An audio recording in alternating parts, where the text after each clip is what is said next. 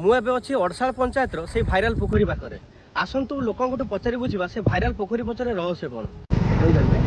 ସାପ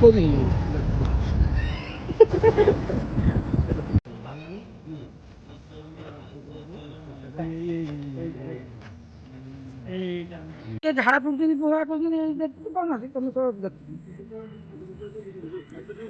କିଛି ଦେଖାଉନି ଗଲା ନା କେହି ଜାଣିପାରୁନାହାନ୍ତି। ଯେତେ ଆସୁଛନ୍ତି ଏଠିକି ଆଉ ବହୁତ ଲୋକ ହଜାର ହଜାର ଲୋକ ଆସିକି ଆଉ ଗଲେନି କେହି କହିପାରୁନାହାନ୍ତି ଏଟା ମାଛ କି ସାପ।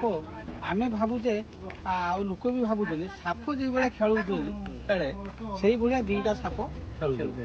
ସେଇଟା କନଫର୍ମ ହେଇପାରୁନି ଯେ ଆମେ ସାପ ଦିଟା ଜିନିଷ ନା ଗୋଟେ ଦିଟା ଜିନିଷ ଗୋଟେ ଛୋଟ ଗୋଟେ ବଡ଼। ଆଉ ସିଏ ଯେତେବେଳେ ଯାଉଛନ୍ତି ମୁହଁ ବି ଦେଖା ଦଉନାହାନ୍ତି।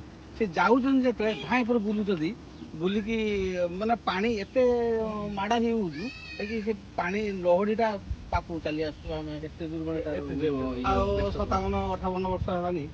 ଆଉ ମୁଁ ତ ଦେଖି ଆସୁ ତାଙ୍କର ସେଇ କଥାଟା ବାପ ସିଏ ମାନେ ତ କହିପାରନ୍ତି। ଏଠି କ'ଣ କିଛି ଆଧ୍ୟାତ୍ମିକ କିଛି ରହୁଛି ମାନେ ଯେମିତି କିଛି ଲୋକ କହୁଛନ୍ତି ଏଇଟା କି ଠାକୁରଙ୍କର ସାପ କି ଏମିତି କିଛି? ହଁ ସେଟା ଆମେ ସବୁ ଏଇ ଯେ ଜିନିଷଟା ଦେଖିକି ମୁଁ ତ ଛୁଆଟି ପାଖରୁ ଦେଖିଥିଲି। ଆଉ ଏଇ ଜିନିଷଟା ଦେଖିବା ପରେ ଯିଏ ଆସୁଛନ୍ତି ସମସ୍ତେ କହୁଛନ୍ତି ବାବା ବତେଶ୍ୱରଙ୍କ ତାଙ୍କ ମହିମାରୁ ଏଭଳି ହଉଛି। ମନ୍ଦିର ଗୋଟେ ଅଛି ପାଖରେ। ହଁ ମନ୍ଦିର ଆମ ବତେଶ୍ୱର ମନ୍ଦିର ଏଠି ଯୁଗାଳଙ୍କ ଶିବ ପାର୍ବତୀ ଯୁଗାଳଙ୍କ ସିଏ ବାପ ଗୋସାପ କୁହନ୍ତି। ତାଙ୍କର ବହୁତ କାହାଣୀ। ସେ ପାତାଳି ସିଏ ତାଙ୍କ କେଇଟି ତାର ବାଟ ଅଛି କିସ ଅଛି କେହି କହିପାରିବେ। ନା ଏ ମନ୍ଦିର। ଆଚ୍ଛା ମନ୍ଦିର। ହଁ ସେ ମନ୍ଦିର ଫୁଟା ମନ୍ଦିର। ହଁ କହିବେ ମୁରବୀ ଲୋକ ହେଇଥିଲେ କହିଥାନ୍ତେ। ସେ ଆମ ଖିଲାବାର ଯାଇଥିଲା ସେଟା ଜଙ୍ଗଲ ଥିଲା।